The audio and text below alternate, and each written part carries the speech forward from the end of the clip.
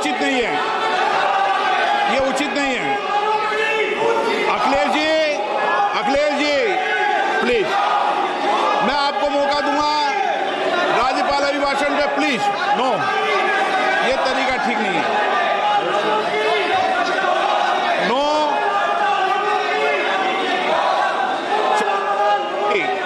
राज्यपाल अभिभाषण पर चर्चा होगी। नो तरीका। Honorable Speaker, I present the budget for 25-26.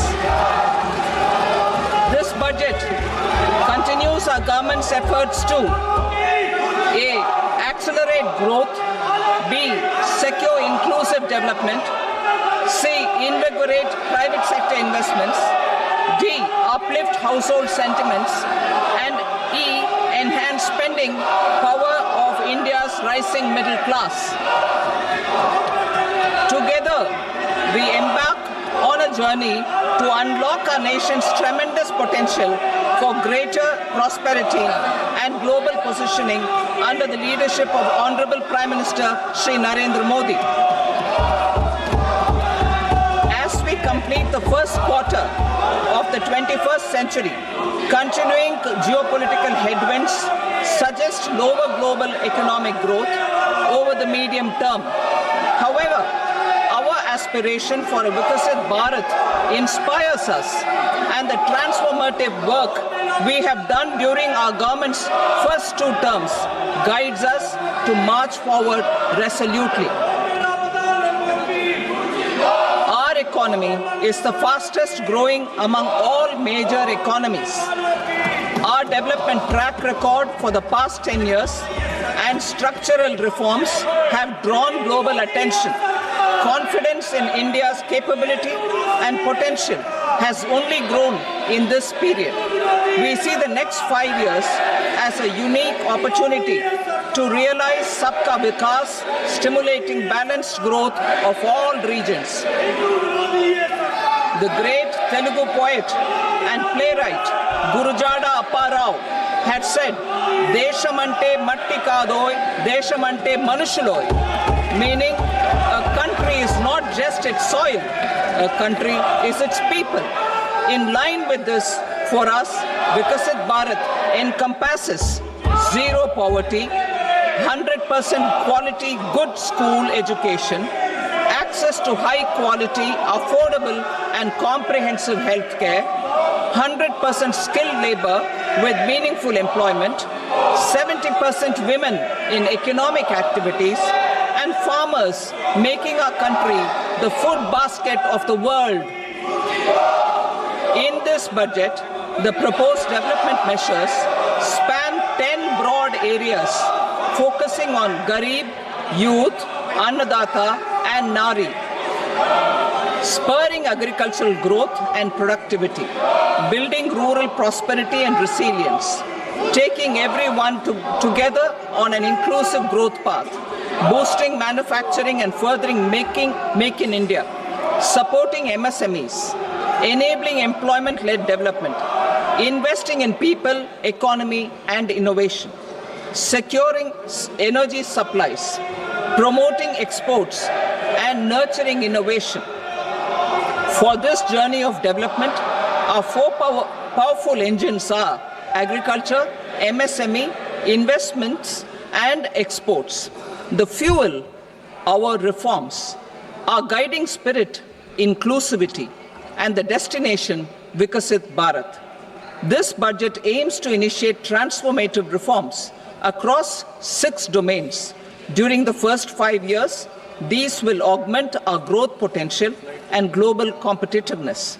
The domains are taxation, power sector, urban development, mining, financial sector, and regulatory reforms. Agriculture as the first engine. Now I move to specific proposals, beginning with agriculture as the first engine.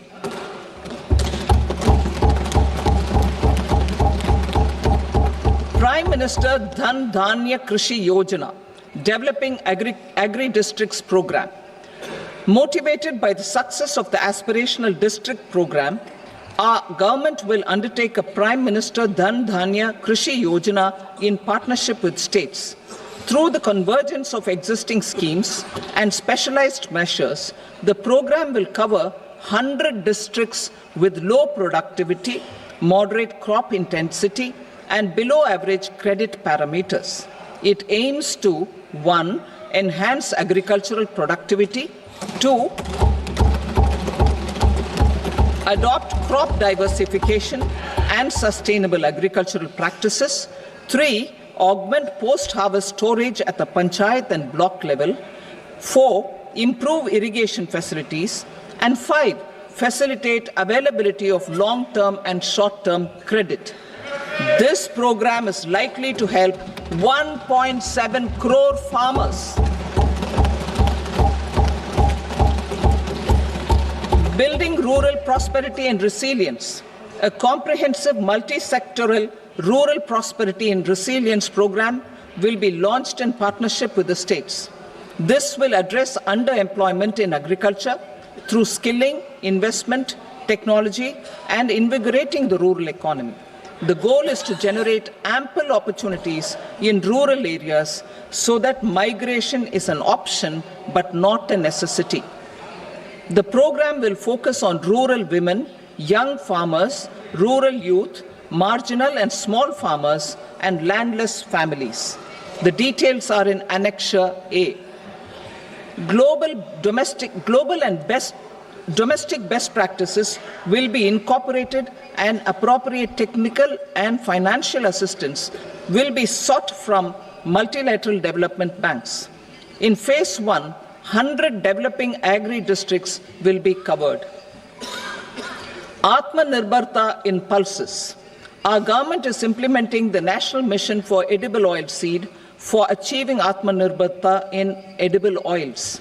Our farmers have the capability to grow enough for our needs and more. 10 years ago, we made concerted efforts and succeeded in achieving near self-sufficiency in pulses. Farmers responded to the need by increasing the cultivated area by 50%, and government arranged for procurement and remunerative prices.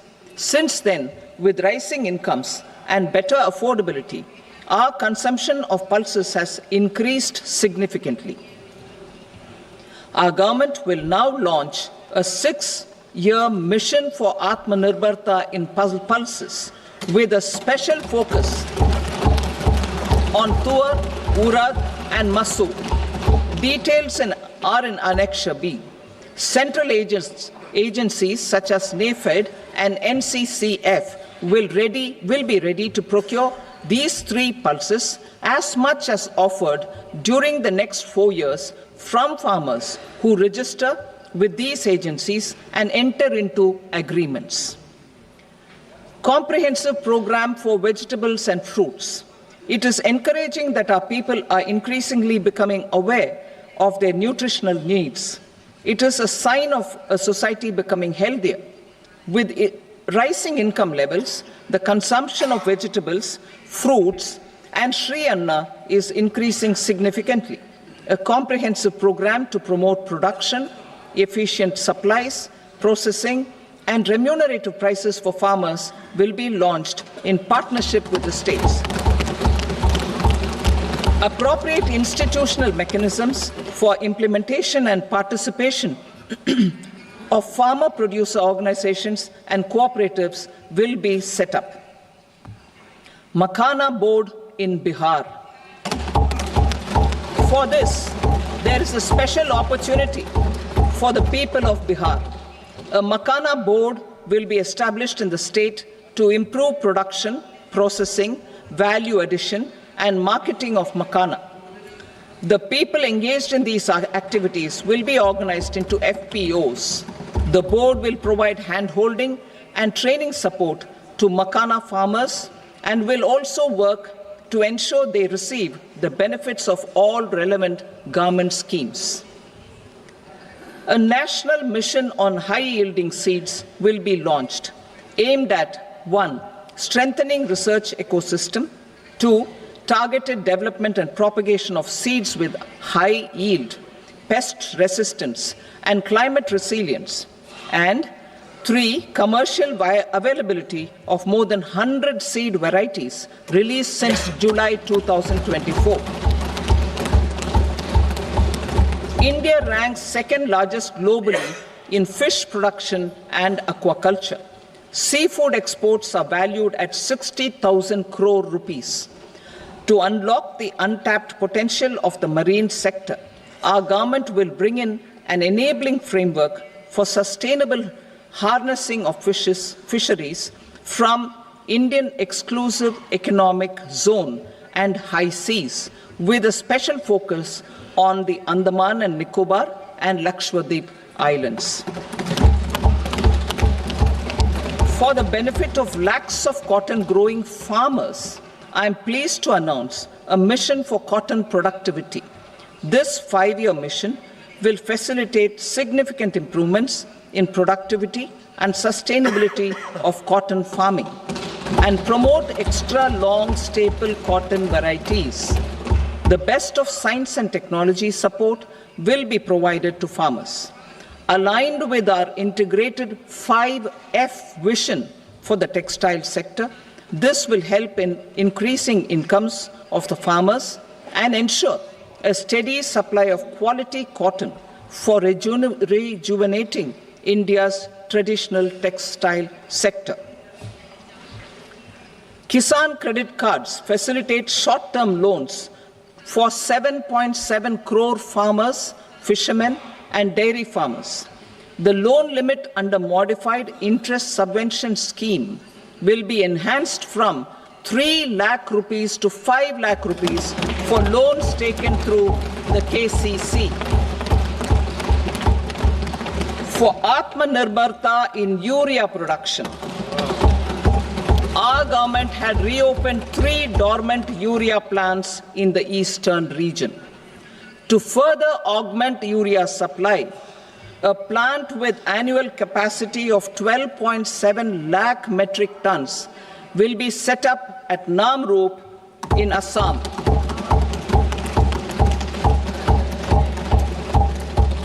India Post, with 1.5 lakh rural post offices, complemented by the India Post Payment Bank and a vast network of 2.4 lakh Dak Sevaks, will be repositioned to act as a catalyst for the rural economy. Details are at Annexure C.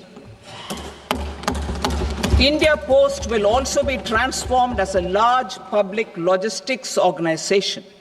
This will meet the rising needs of Vishwakarmas, new entrepreneurs, women, self-help groups, MSMEs, and the large business organizations. Our government will provide support to NCDC for its lending operations for the cooperative sector. MSMEs as the second engine. Now I move to MSMEs as the second engine, which encompasses manufacturing and services with a focus on MSMEs numbering 5.7 crores. Currently, over 1 crore registered MSMEs, employing 7.5 crore people and generating 36% of our manufacturing, have come together to position India as a global manufacturing hub. With their quality products, these MSMEs are responsible for 45% of our exports. To help them achieve higher efficiencies of scale, technological upgradation, and better access to capital, the investment and turnover limits for classification of all MSMEs will be enhanced to 2.5 and 2 times respectively. This will give them the confidence to grow and generate employment for our youth. The details are given in Annexure D. To improve access to credit, the credit guarantee cover will be enhanced. First, for micro and small enterprises from 5 crore to 10 crore rupees, leading to additional credit of 1.5 lakh crores in the next 5 years. Second, For startups, from 10 crore rupees to 20 crore rupees, with the guarantee fee being moderated to 1% for loans in 27 focus sectors which are important for Atmanirbhar Bharat. And for well-run exporter MSMEs, for term loans up to 20 crore rupees. Also for the micro enterprises, we will introduce customized credit cards with a 5 lakh rupee limit for micro enterprises registered on Udyam portal. In the first year, 10 lakh such cards will be issued. Fund of funds for startups. The alternate investment fund, AIFs, for startups have received commitments of more than 91,000 crores rupees. These are supported by the fund of funds set up with the Government of India's contribution of 10,000 crore rupees. Now, a new fund of funds with expanded scope and a fresh contribution of another 10,000 crore rupees will be set up. A new scheme will be launched for 5 lakh women, scheduled castes and scheduled tribes, first-time entrepreneurs. This will provide term loans up to 2 crore rupees during the next 5 years. The scheme will incorporate lessons from the successful Stand Up India scheme. Online capacity building for entrepreneurship and managerial skills will also be organized. Measures for labor-intensive sectors. To promote employment and entrepreneurship opportunities in labor-intensive sectors, our government will undertake specific policy and facilitation measures. To enhance the productivity, quality, and competitiveness of India's footwear and leather sector, a focused product scheme will be implemented. The scheme will support design capacity, component manufacturing, and machinery required for production of non-leather quality footwear, besides the support for leather footwear and products. The scheme is expected to facilitate employment for 22 lakh persons, generate over 4 lakh crore rupees, and exports of over 1.1 lakh crore rupees. Measures for the toys sector. Building on the National Action Plan for Toys, we will implement a scheme to make India a global hub for toys. The scheme will focus on development of clusters, skills, and a manufacturing ecosystem that will create high-quality, unique, innovative, and sustainable toys that will represent the Made in India brand. Support for food processing.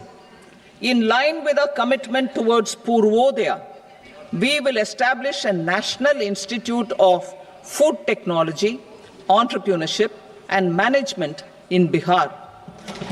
The institute will provide a strong fillip to food processing activities in the entire eastern region.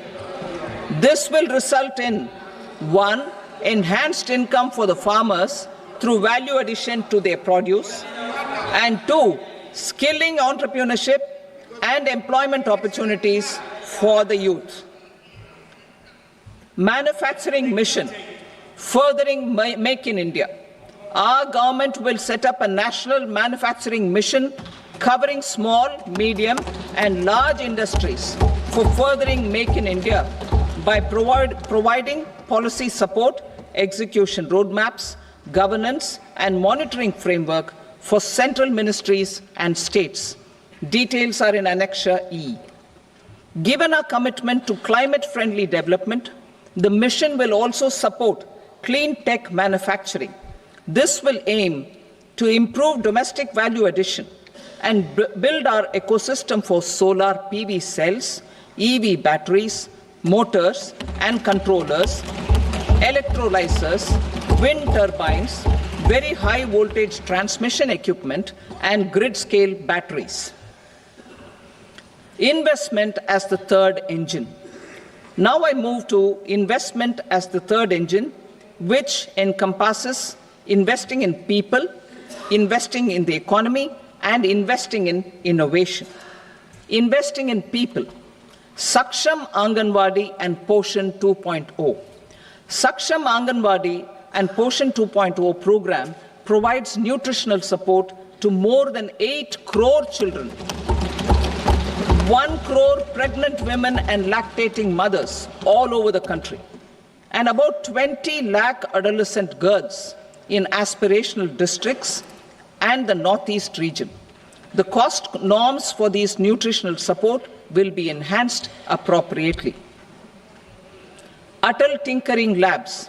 50,000 Atal Tinkering Labs will be set up in government schools in the next 5 years to cultivate the spirit of curiosity and innovation and foster a scientific temper among young minds. Broadband connectivity to government secondary schools and PHCs.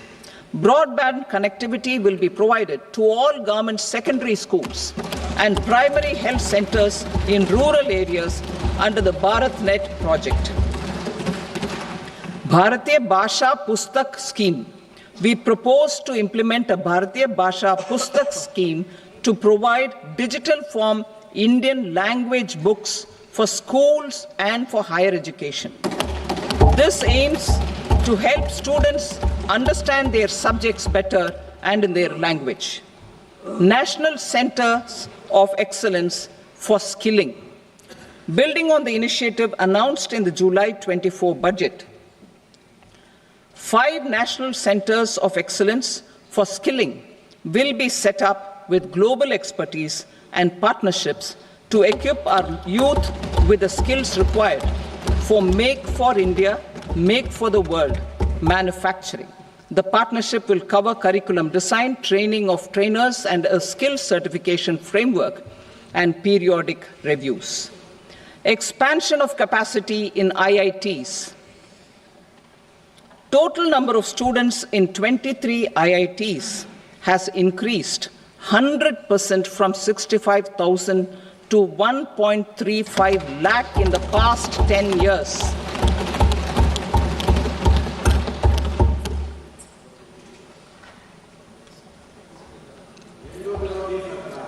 Additional infrastructure will be created in the 5 IITs started after 2014 to facilitate education for 6,500 more students. Hostel and other infrastructure capacity at IIT Patna will also be expanded.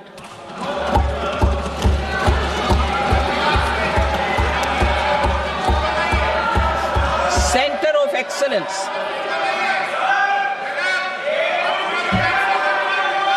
Center of Excellence in AI for Education. I had announced 3 centers of excellence in artificial intelligence for agriculture, health, and sustainable cities in 2023. Now a center of excellence in artificial intelligence for education will be set up with a total outlay of 500 crores. Expansion of medical education.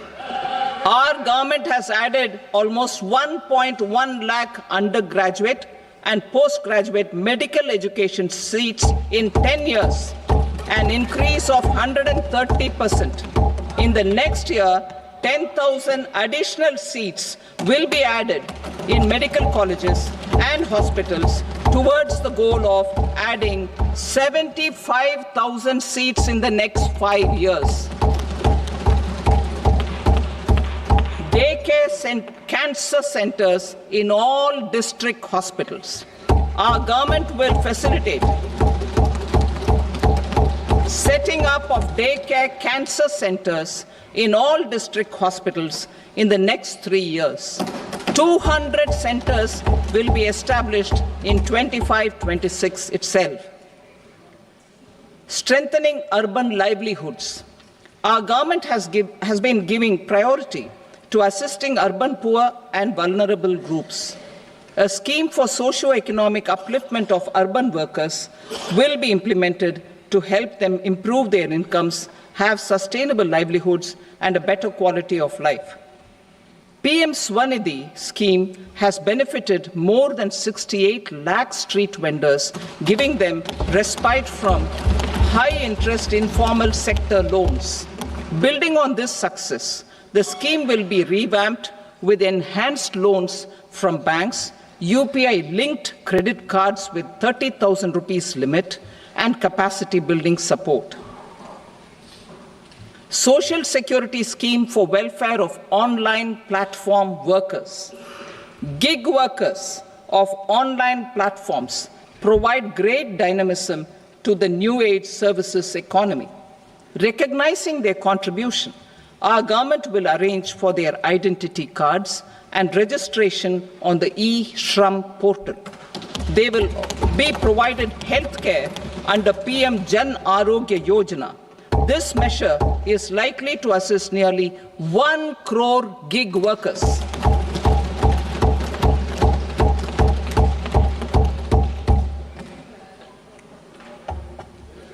Investing in the economy. Public-private partnership in infrastructure.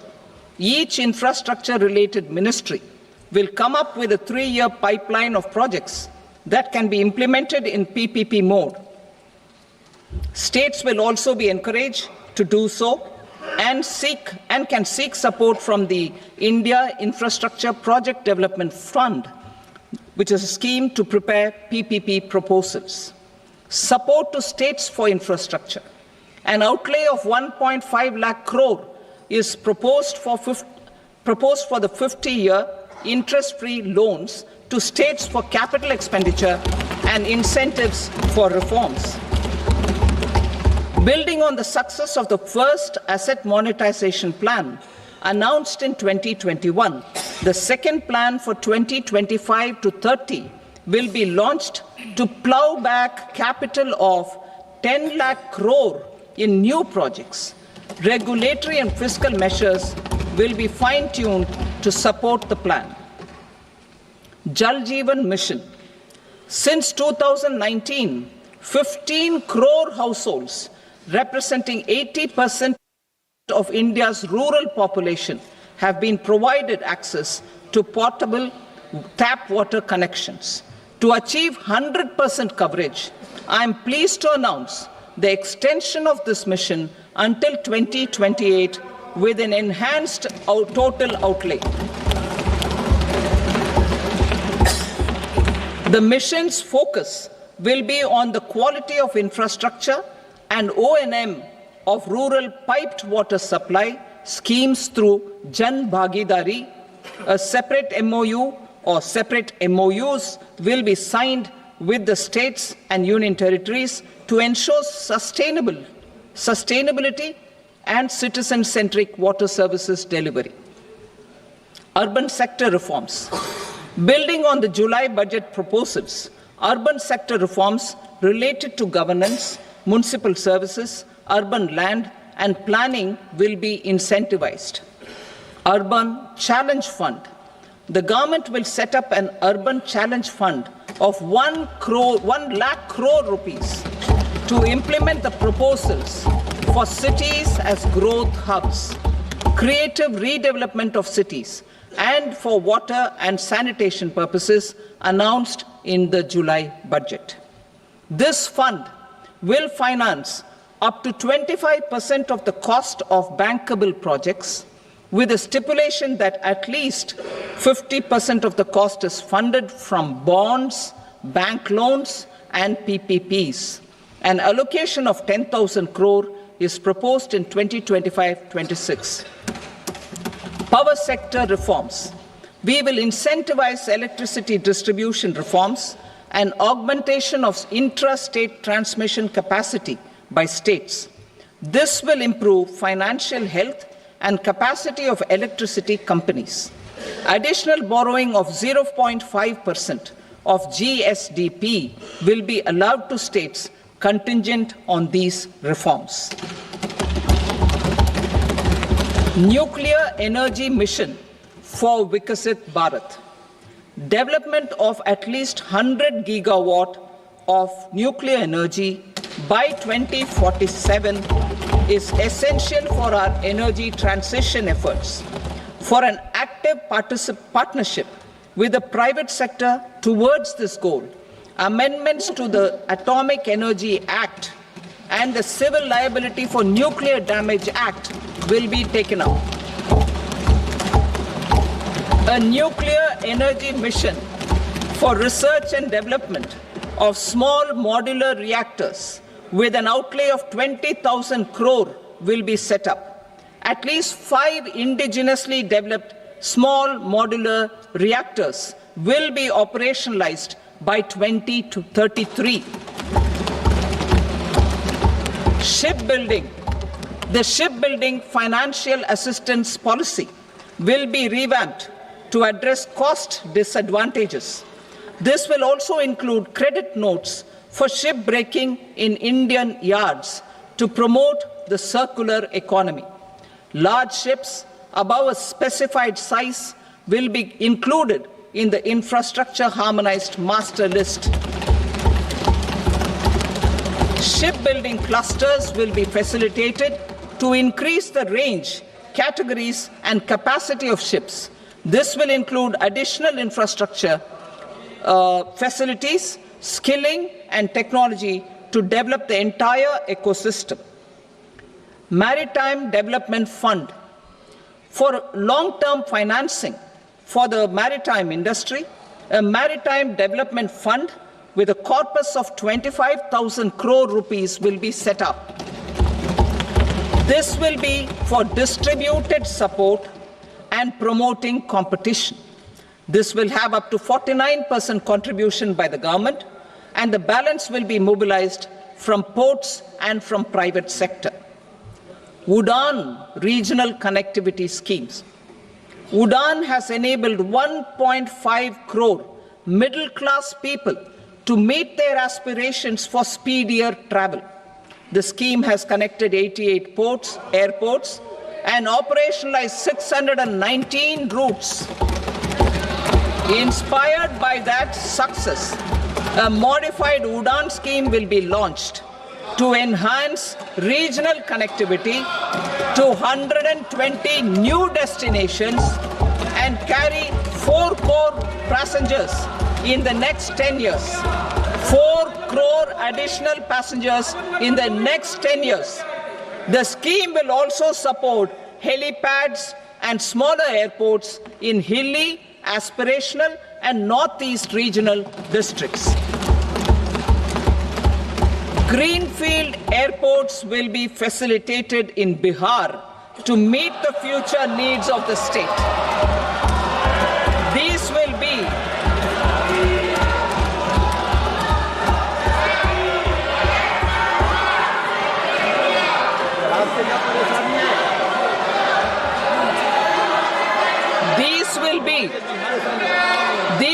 be in addition to the expansion of the capacity of Patna Airport and a brownfield airport in Beta. Western Kosi Canal project in Mithilanchal. Financial support will be provided for the Western Kosi Canal E-shram project, benefiting a large number of farmers cultivating over 50,000 hectares of land in the Mithilanchal region of Bihar. Mining sector reforms.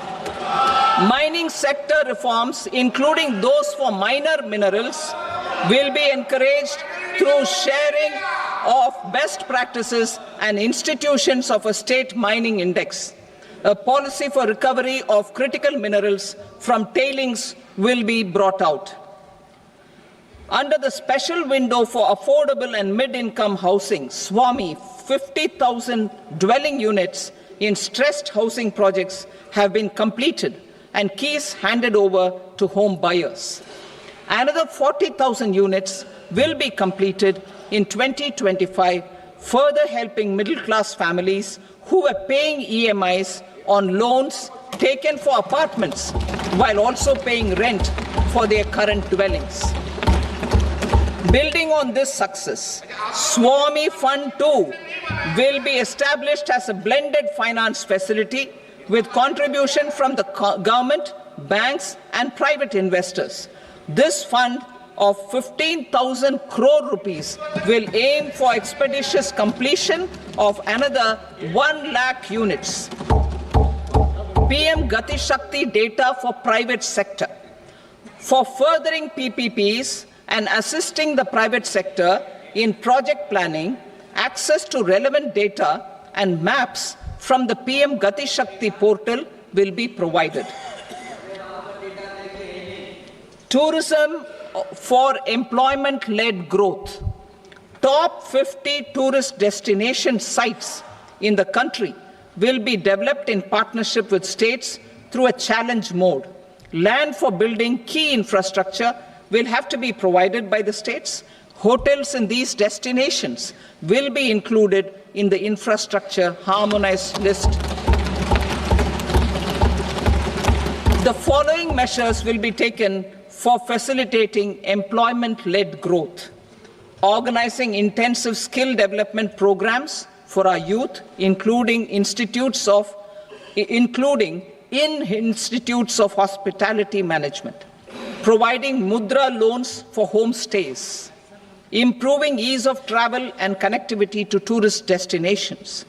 Providing performance-linked incentives to states for effective destination management, including tourist amenities, cleanliness, and marketing efforts, and introducing streamlined e-visa facilities along with visa fee waivers for certain tourist groups.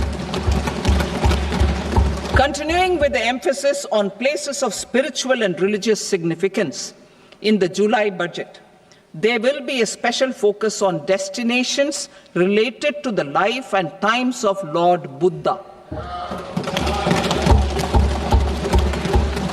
Medical tourism and heal in India.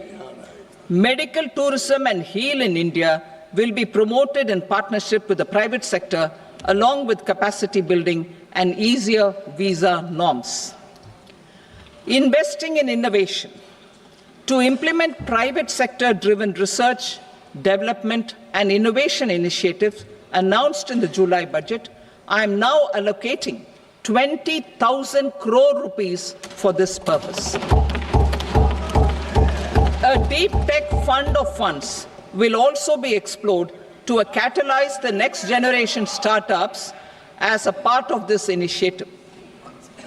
In the next 5 years, under the PM Research Fellowship Scheme, we will provide 10,000 fellowships for technological research in IITs and IISc with enhanced financial support.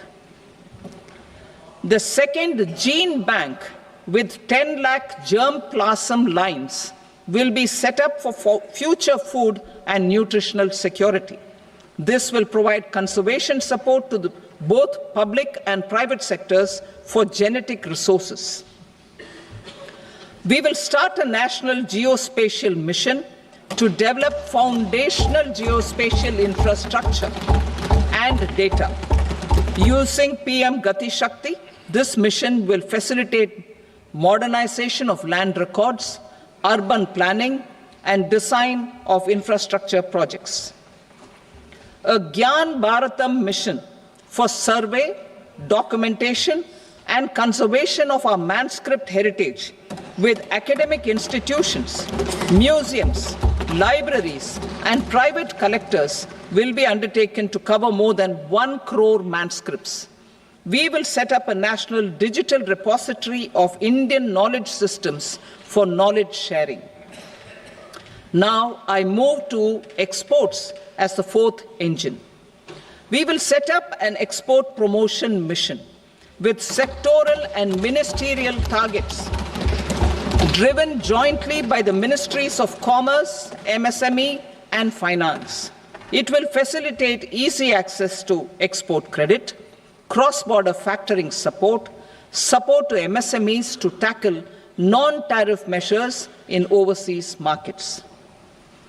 A digital public infrastructure, Bharat Trade Net, for international trade will be set up as a unified platform for trade documentation and financing solutions. This will complement the Unified Logistics Interface platform. The BTN will be aligned with international practices.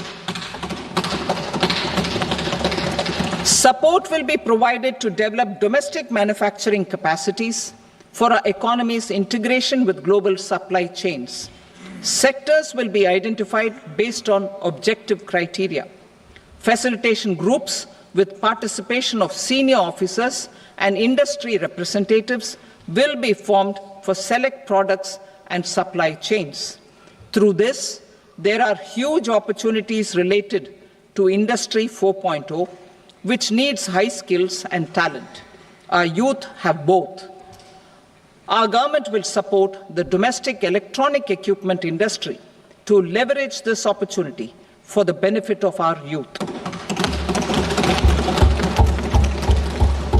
A national framework will be formulated as guidance to states for promoting global capability centers in emerging Tier 2 cities. This will suggest measures for enhancing availability of talent and infrastructure, building bylaw reforms, and mechanisms for collaboration with industry. Our government will facilitate upgradation of infrastructure and warehousing for air cargo, including high-value perishable horticultural produce. Cargo screening and customs protocol will be streamlined and made user-friendly.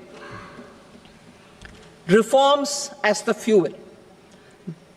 Over the past 10 years, our government has implemented several reforms for convenience of taxpayers, such as faceless assessment, 2, taxpayer charter, 3, faster returns, 4, almost 99% returns being on self-assessment, and 5, Vivad Se Vishwas scheme.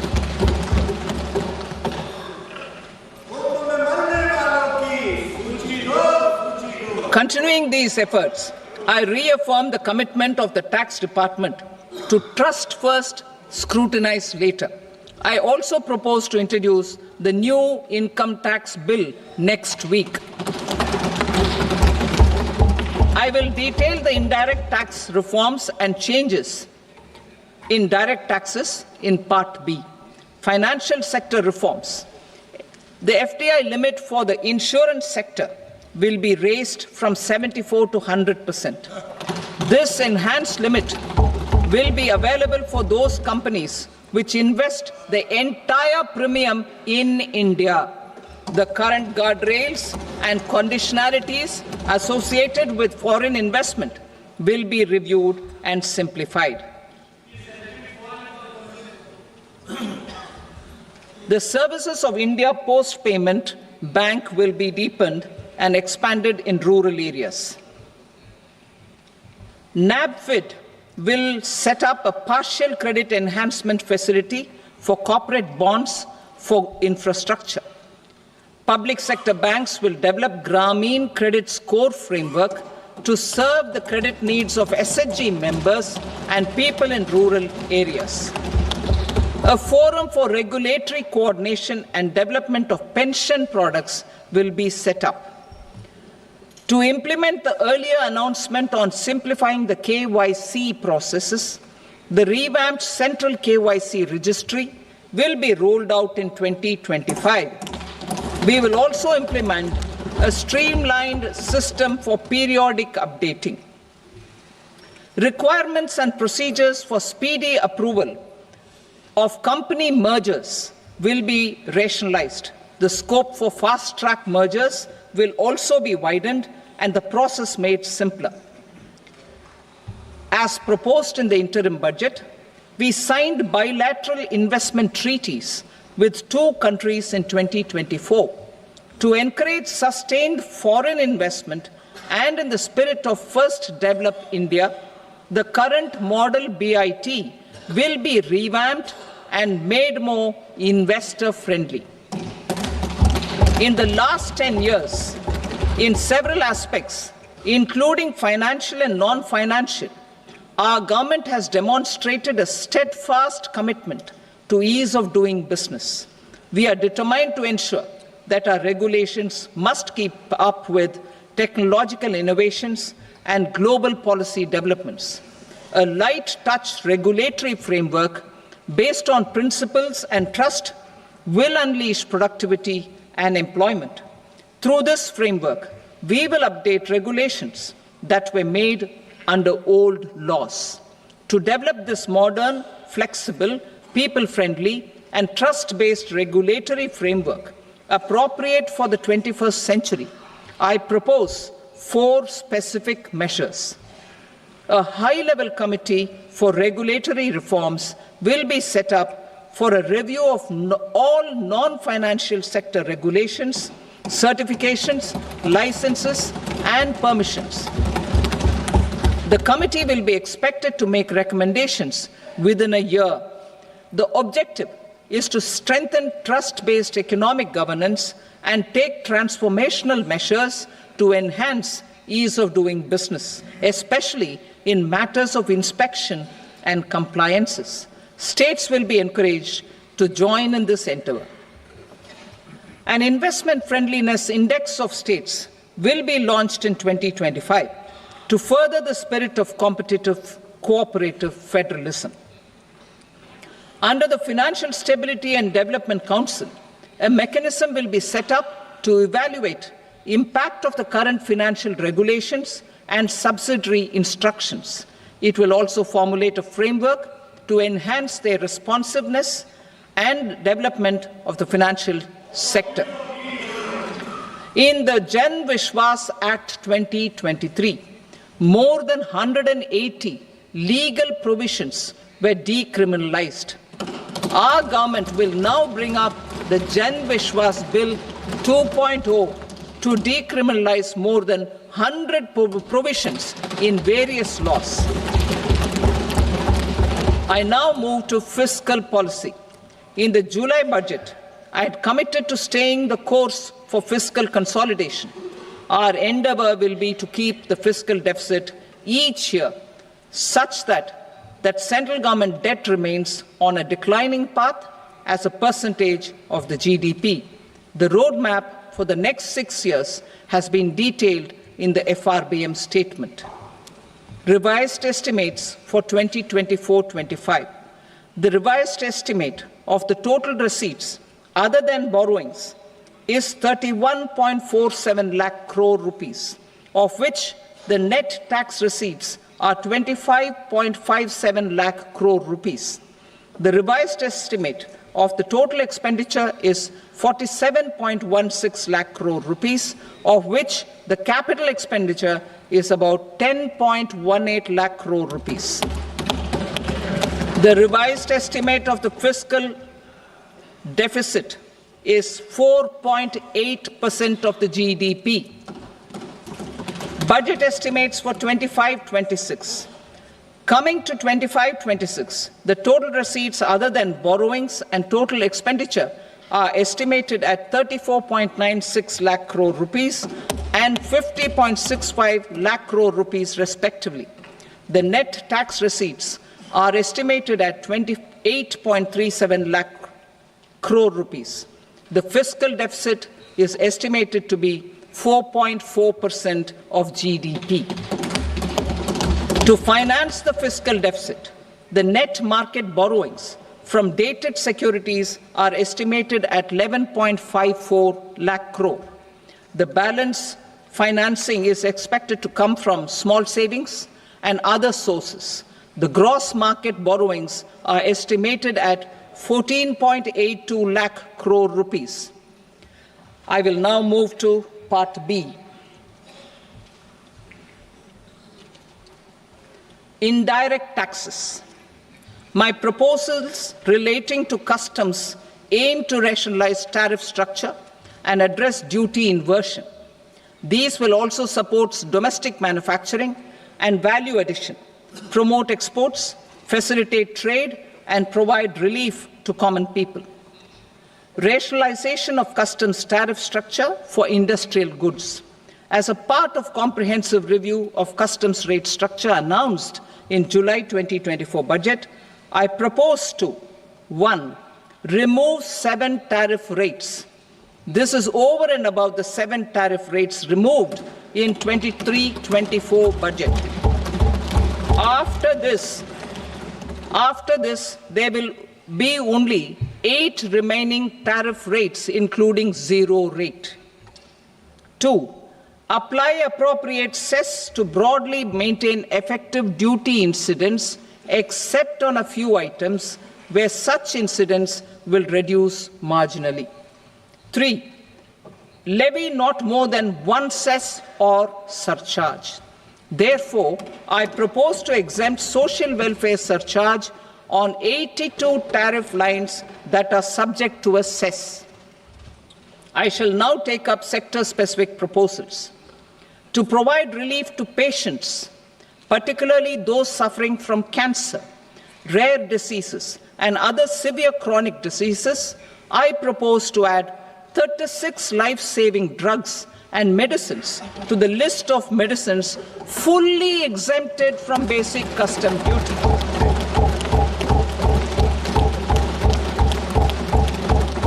I also propose to add 6 life-saving medicines to the list attracting concessional custom duty of 5%.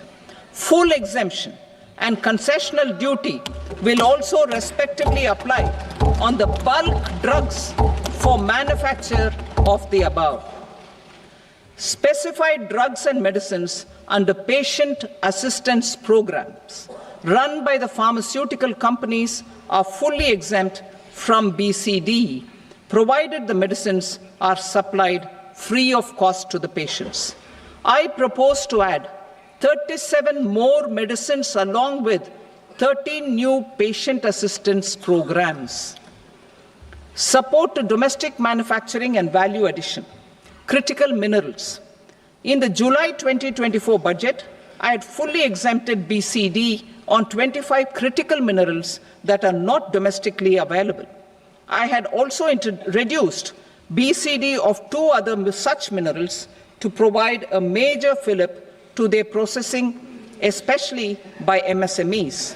Now, I propose to fully exempt cobalt powder and waste, the scrap of lithium-ion battery, lead, zinc, and 12 more critical minerals. This will help secure the availability for manufacturing in India and promote more jobs for our youth. To promote domestic production of technical textile products such as agro-textiles, medical textiles, and geotextiles at competitive prices, I propose to add 2 more types of shuttle-less looms to the list of fully exempted textile machinery. I also propose to revise the BCD rate on knitted fabrics covered by 9 tariff lines from 10 or 20 to 20% or 115 rupees per kg, whichever is higher. Electronic goods. In line with our Make in India policy and to rectify inverted duty structure, I propose to increase the BCD on interactive flat panel display from 10% to 20% and reduce the BCD to 5% on open cell and other components. In 23-24 budget, for the manufacture of open cells of LCD, LED TVs, I had reduced the BCD on parts of open cells from 5% to 2.5%. To further boost the manufacture of such open cells, the BCD on these parts will now stand exempted. Lithium-ion battery. To the list of exempted capital goods, I propose to add 35 additional capital goods for EV battery manufacturing and 28 additional capital goods for mobile phone battery manufacturing. This will boost domestic manufacture of lithium-ion batteries, both for mobile phones and for electric vehicles. Shipping sector. Considering that shipbuilding has a long gestation period, I propose to continue the exemption of BCD on raw materials, components, consumables, or parts for the manufacture of ships for another 10 years.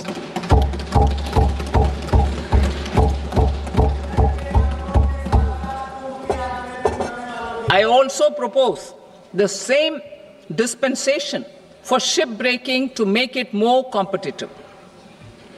Telecommunication.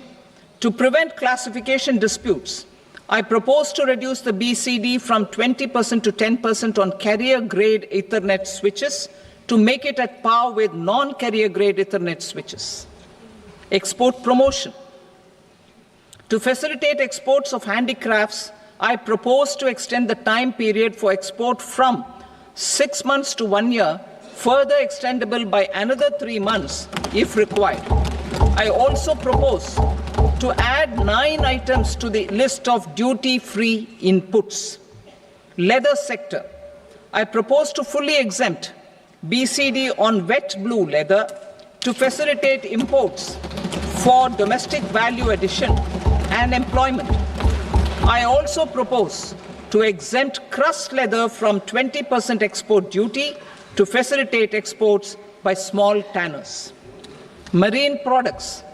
To enhance India's competitiveness in the global seafood market, I propose to reduce BCD from 30% to 5% on frozen fish paste, surimi, for manufacture and export of its analog products. I also propose to reduce BCD from 15% to 5% on fish hydrolysates for manufacture of fish and shrimp feed.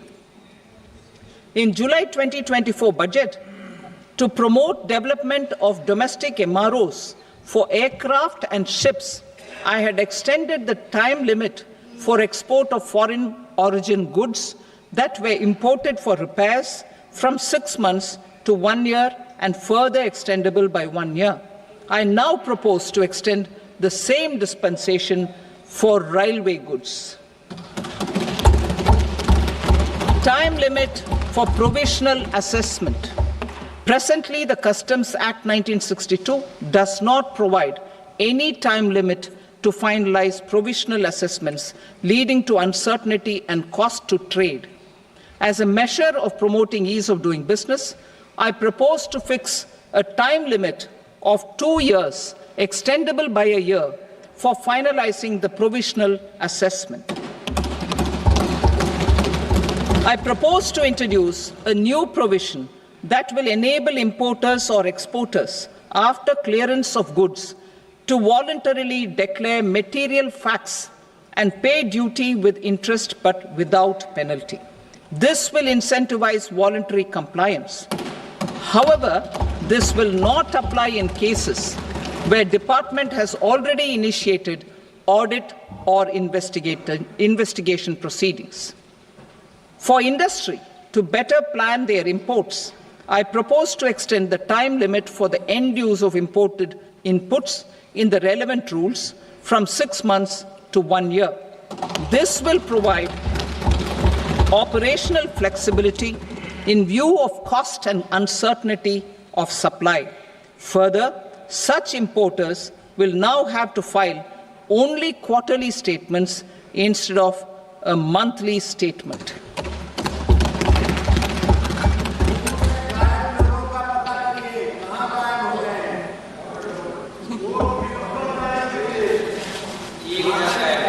I now come to my direct tax proposals. In Part A, I have briefly underlined taxation reforms as one of key reforms to realize our vision of Vikasit Bharat.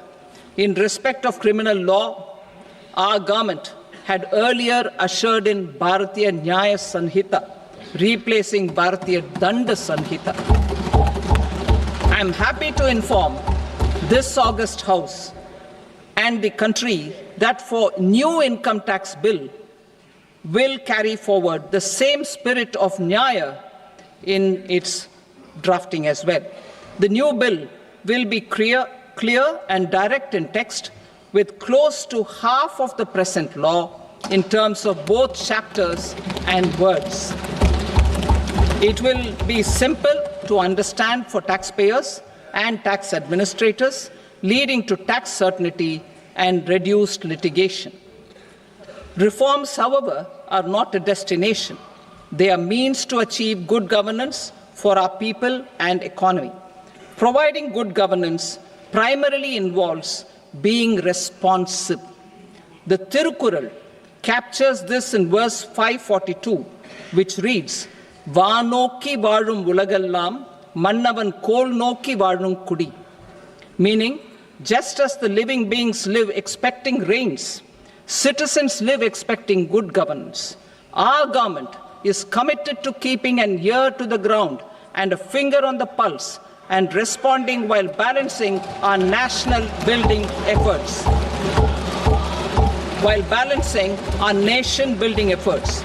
The following measures will detail just how our government will, under the guidance of PM Modi, has taken steps to understand and address.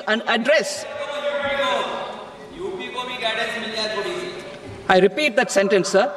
The following measures will detail just how our government, under the guidance of PM Modi, has taken steps to understand and address the needs voiced by our citizens. My tax proposals are guided by this spirit. The objectives of my proposals are as follows. Personal income tax reforms with special focus on middle class. Rationalization of TDS and TCS for easing difficulties. Encouraging voluntary compliance. Reducing compliance burden. Ease of doing business, employment and investment. I will come to my proposal on personal income tax towards the end.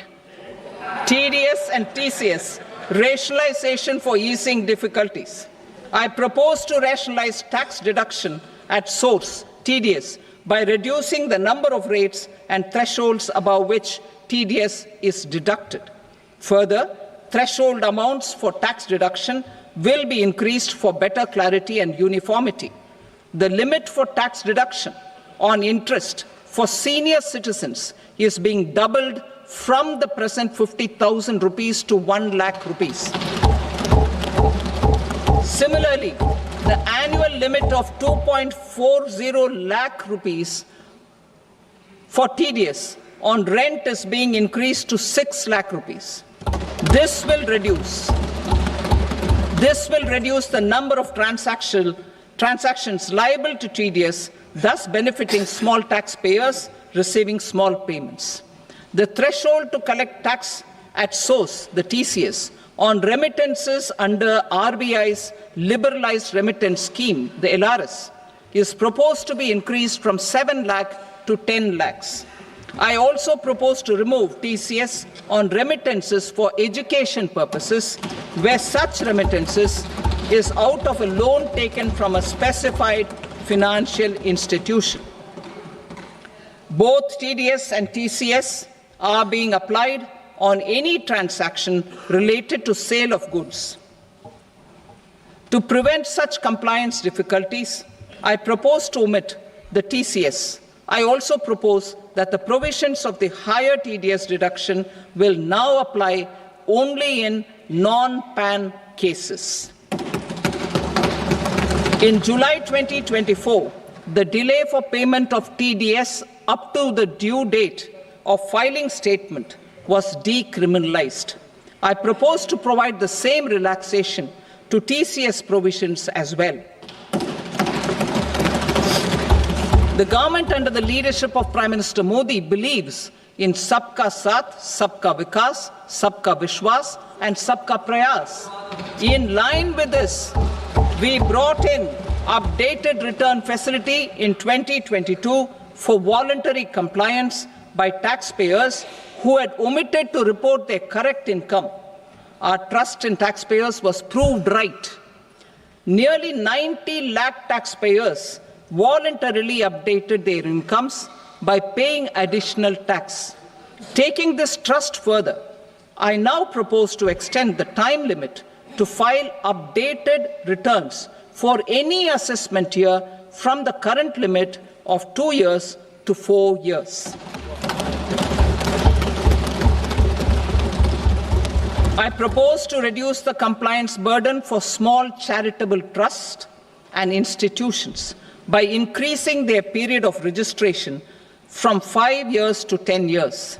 It is also proposed that disproportionate consequences do not arise for minor defaults such as incomplete applications filed by charitable entities.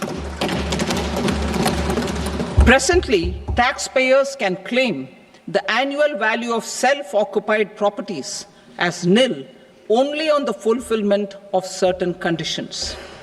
Considering the difficulties faced by taxpayers, it is proposed to allow the benefit of 2 such self-occupied properties without any condition.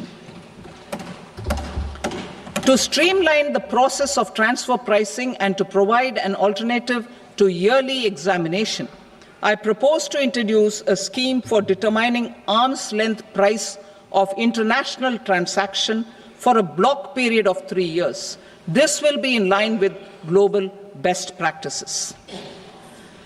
With a view to reduce litigation and provide certainty in international taxation, the scope of safe harbor rules is being expanded. A number of senior and very senior citizens have very old national savings schemes accounts. As interest is no longer payable on such accounts, I propose to exempt withdrawals made from NSS by individuals on or after 29th August 2024. I am also proposing to allow similar treatment to NPS Vatsalya accounts as is available to normal NPS accounts subject to overall limits. In my speech in July 2024, I had promised that all processes, including giving effect to appellate orders, shall be digitalized and made paperless over the next 2 years. So I'm happy to announce that digitalization is being made operational now. In July 2024, we brought in the Vivad Se Vishwas scheme to resolve income tax disputes pending in appeal. The scheme has received a great response, with nearly 33,000 taxpayers having availed of the scheme to settle their disputes. I have a few proposals to promote investment and employment. It is proposed to provide a presumptive taxation regime for non-residents who provide services to a resident company that is establishing or operating an electronics manufacturing facility. I further propose to introduce a safe harbor for tax certainty for non-residents who store components for supply to specified electronics manufacturing units. Presently, the tonnage tax scheme is available only to sea-going ships. The benefits of existing tonnage tax scheme are proposed to be extended to inland vessels registered under the Indian Vessels Act 2021 to promote inland water transport in the country. Extension for incorporation of startups. We continue to support the Indian startup ecosystem. I propose to extend the period of incorporation by 5 years to allow the benefit available to startups which are incorporated before 1/4/2030. In order to attract and promote additional activities in the IFSC, I am inter alia proposing specific benefits to ship leasing units, insurance offices, and treasury centers of global companies which are set up in IFSC.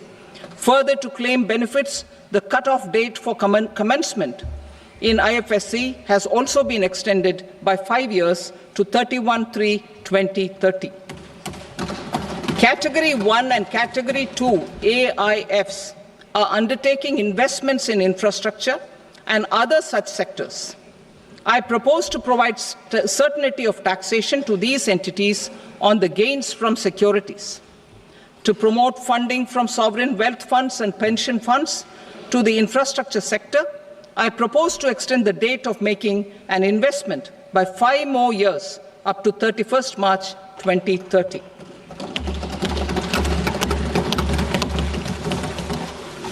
Personal income tax reforms with special focus on middle class. Democracy, demography, and demand are the key support pillars in our journey towards Vikasit Bharat. The middle class provides strength for India's growth. This government, under the leadership of Prime Minister Modi, has always believed in the admirable energy and ability of the middle class in nation building. In recognition of their contribution,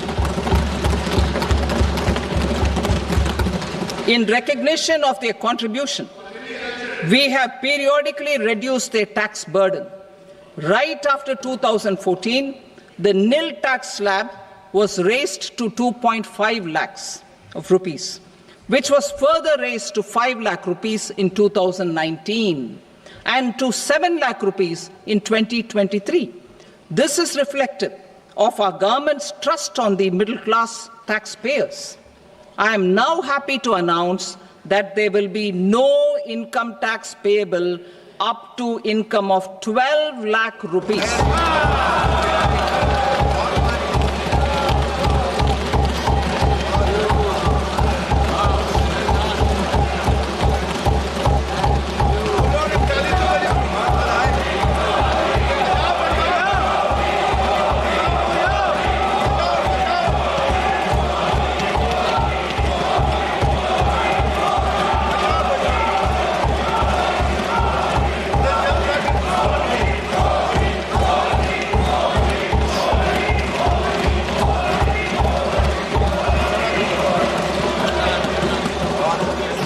So, average income of 1 lakh per month, other than the special rate income such as capital gains, under the new regime.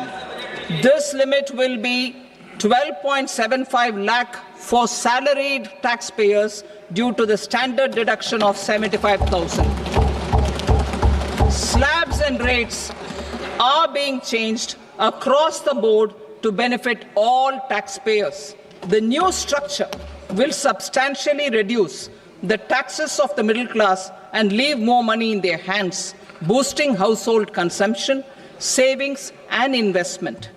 In the new tax regime, I propose to revise tax rate structures as follows: 0 to 4 lakh rupees nil, 4.8 lakh rupees to 4 to 8 lakh rupees 5%, 8 to 12 lakh rupees 10%, 12 to 16 lakh rupees 15%, 16 to 20 lakh rupees 20%, 20 to 24 lakh rupees 25%, and above 24 lakh rupees 30%.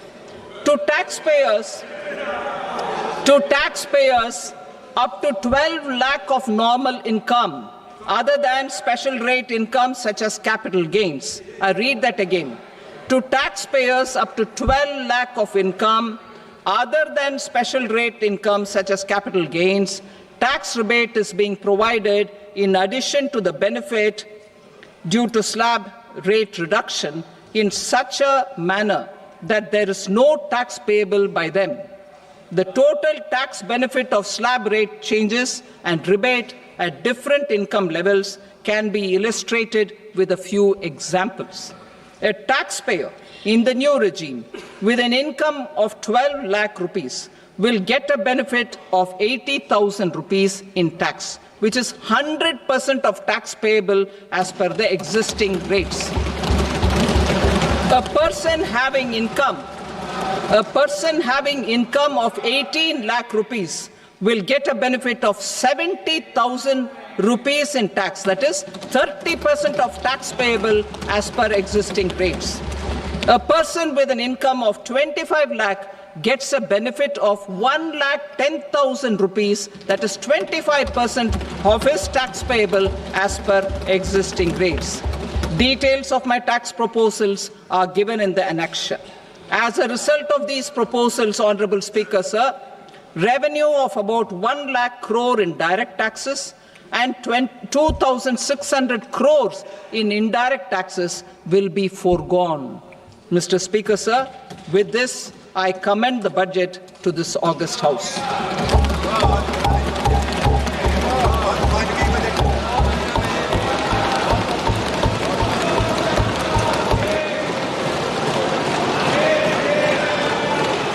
Item number 2, Shrimati Nirmala Sitharaman. Sir, with your permission, I rise to lay on the table the following statements under Section 3(1) of the Fiscal Responsibility and Budget Management Act 2003. Medium-term fiscal policy cum fiscal policy strategy statement and macroeconomic framework statement. Item number 3, Shrimati Nirmala Sitharaman. Sir, with your permission, I rise to move for leave to introduce the Finance Bill 2025. प्रश्न ये है कि विधेयक को पुनर्स्थापित करने की अनुमति प्रदान की जाए। जो सदस्य इसके पक्ष में हाँ कहें, जो सदस्य विरोध में ना कहें। मेरे विचार में निर्णय हाँ वालों के पक्ष में हुआ। हाँ वालों के पक्ष में अनुमति प्रदान की जाती है। माननीय मंत्री जी, अब विधेयक को पुनर्स्थापित करें। Sir, I introduce the bill. Thank you. सभा की कार्रवाई सोमवार दिनांक 3 फरवरी 2025 को प्राप्त 11 बजे तक के लिए स्थगित की जाती है।